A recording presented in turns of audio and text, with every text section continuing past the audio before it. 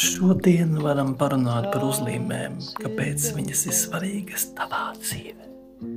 Tāpēc, ka viņas dod prieku, dod brīvības sajūtu, dod pārliecību par saviem spēkiem, dod iedvesmu.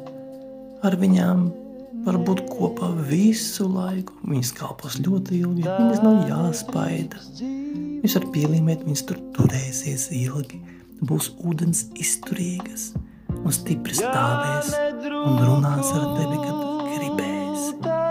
Viņas var uzlīmēt uz leduskapja, uz pudelītes, uz kladītes, uz datora, uz toaletes poda, uz koka, uz flīzēm, uz pildspalvas, uz krūzes, uz akmens, uz leduskapja, kur vēl var uzlīmēt viņas, uz produkta.